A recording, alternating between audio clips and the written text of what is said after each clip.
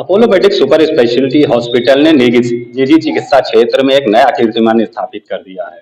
Apollo medic super speciality hospital के surgeons ने Parkinson रोग से पीड़ित एक 70 वर्षीय महिला के दिमाग में डीपीएस सर्जरी के द्वारा एक पेसमेकर लगाया, जिससे वो उस पार्किंसन रोग से पूरी तरह मुक्त हो चुकी है।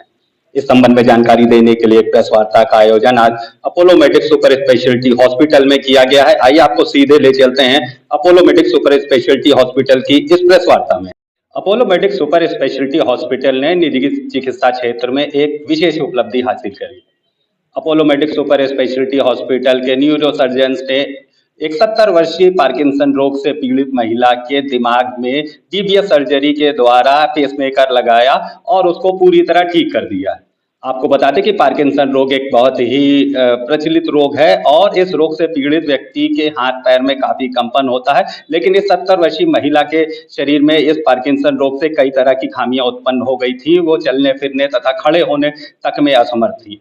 जब उन्होंने Apollo medic super speciality hospital में दिखाया तो वहां के डॉक्टरों ने उनके लिए इस जटिल सर्जरी को चुना और डीबीएस सर्जरी के द्वारा उनके दिमाग में पेसमेकर लगाया। पेसमेकर लगाने के बाद अब यह 70 वर्षीय महिला पूरी तरह स्वस्थ हैं तथा उनका पार्किंसन रोग अब पूरी तरह ठीक हो चुका है।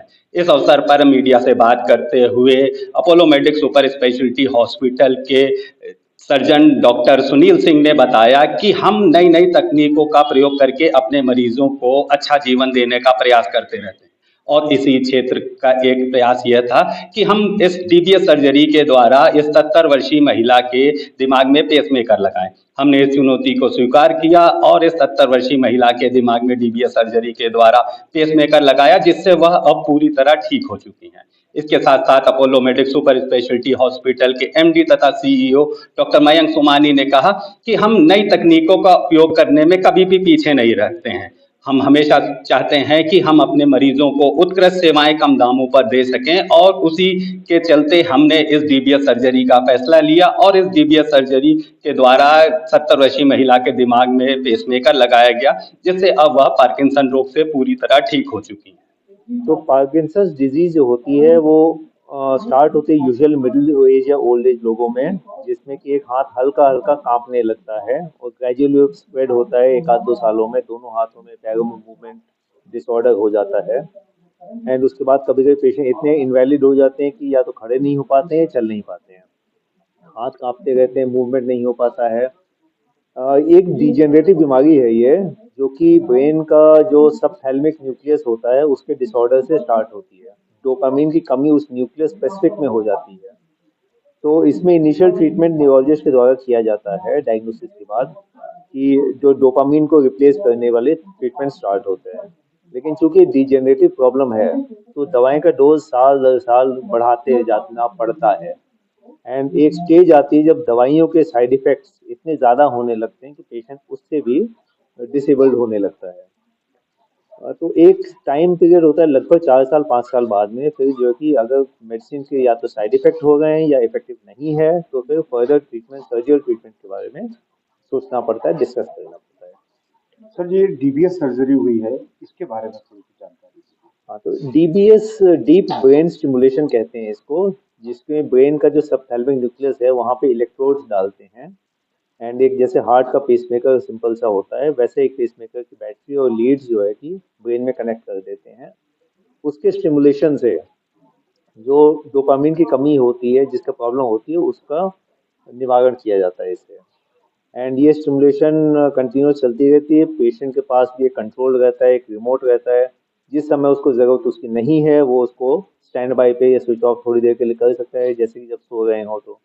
तो अदरवाइज बहुत पेशेंट फ्रेंडली हार्डवेयर होता है एंड बहुत सक्सेसफुल होता है। प्रॉपरली सेलेक्टेड पार्किंसन डिजीज के पेशेंट्स में अप टू 80 to 90% बहुत अच्छे रिस्पॉन्सेज रहते हैं। सर, इस पेसमेकर की लाइफ क्या रहती है और खर्च कितना आता है? तो पेसमेकर की लाइफ कंपनीज अलग अलग बनाती हैं। बैटरी की लाइफ बेसिकली होती है, जैसे कि आपकी ड्यूरासेल की बैटरी या रिचार्जेबल बैटरी, ऐसी इसमें भी आती हैं, अलग अलग बैटरीज होती हैं। लाइफ अबाउट 15 साल तक का क्लेम रहता है मिनिमम। उसके बाद फिर बैटरी सिंपल, यहाँ पे एक छोटा जीरा लगा है, वो बैटरी निकाल दें, दूसरी लगा देते हैं। पूरा प्रोसीजर नहीं होता है इसमें। कॉस्ट की बात करें तो जो मिनिमम सर्जिकल पैकेज है लखनऊ में, यहाँ पे अराउंड 14 to 15 लाख होगा, जिसमें कि हार्डवेयर का ही 11 लाख के आसपास, 11 लाख से 12 लाख का कॉस्ट आता है। जो मैक्सिमम चार्ज जाता है वो रिचार्जेबल बैटरी, उसमें लीड अलग अलग आती हैं, उसमें कुछ और छोटी मोटी चीज़ें एडेड होती हैं जो नीडेड होती हैं, उनका अब तो 25 to 30 लाख तक भी जा सकता है कॉस्ट। सर दिमाग में बहुत तरीके की प्रॉब्लम्स हो जाती हैं, बहुत सारे डिसऑर्डर्स होते हैं, तो पार्किंसन अगर है तो वो कैसे पहचाना जाएगा? पार्किंसन बेसिकली लक्षण से ही पहचानते हैं। जो इसके स्पेशलिस्ट होते हैं न्यूरो फिजिशियन, खासतौर से अगर किसी ने इसमें फेलोशिप की है तो और अच्छे से अर्ली पहचान सकते हैं। उसमें सिम्टम बेसिकली आते हैं आपके, जैसे हाथ में हल्का हल्का कंपन स्टार्ट होते हैं, मूवमेंट स्टार्ट होते हैं, फेस अजीब सा चेंज हो जाता है, चलने में जो है कि गेट चिपक से जाते हैं, जल्दी चल नहीं पाते हैं। ये सब सिम्टम्स होते हैं पार्किंसंस के। सर इस सर्जरी के बाद कितना टाइम लगता है रिकवर करने में? रिकवर तो डिस्चार्ज तो 1-2 दिन में पेशेंट हो जाते हैं, इतना मेजर ऑपरेशन नहीं होता है ये, है ना, छोटे छोटे छेद बनते हैं उसमें। लेकिन बैटरी को स्टार्ट करने में 2 हफ्ते बाद ही उसको स्टार्ट किया जाता है, ताकि तब तक ब्रेन पे हीलिंग सारा हो जाए, पेशेंट रिकवर हो जाए, अच्छे से चलने फिरने लगे, उसके बाद फिर स्टार्ट करते हैं। तो फिर ठीक से सर नॉर्मल लाइफ में कितना समय लगता है उसको वापस आने में? नॉर्मल लाइफ अगले दिन से भी आ सकते हैं पेशेंट, अपनी दवाएं खाते गए और नॉर्मल लाइफ में चलता रहेगा इनका। जी।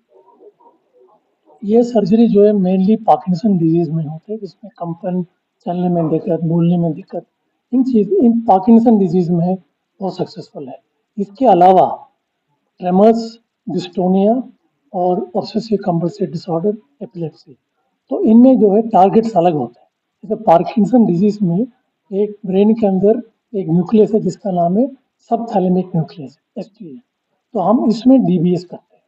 लेकिन ट्रेमर्स के लिए हम थैलेमिक न्यूक्लियस में करते हैं, और ये जो डिस्टोनियम है एक GPA करके अलग से लोकेशन न्यूक्लियस उसको स्टिमुलेट करते हैं। तो ये गिने चुने डिसऑर्डर्स है जिसको हम न्यूरो डिजेनरेटिव डिसऑर्डर्स बोलते हैं। इनमें जो है DBS सर्जरी यूज करते हैं।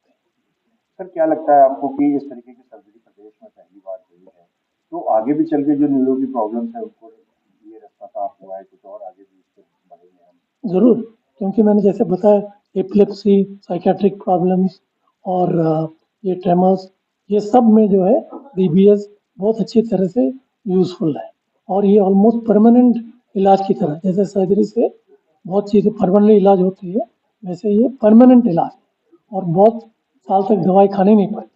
तो ये बहुत से पेशेंट्स को यूज़फुल हो। इसके साथ ही Apollo medic super speciality hospital के MD तथा CEO डॉक्टर मयंक सोमानी ने बताया कि इस तरह का यह उत्तर प्रदेश में पहला निजी चिकित्सा क्षेत्र का प्रयोग है।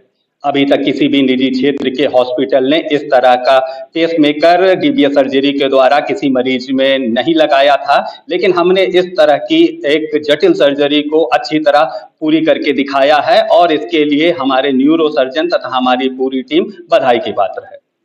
वीडियो जर्नलिस्ट अखिलेश सिंह के साथ संतोष कुमार, भूमि TV, लखनऊ।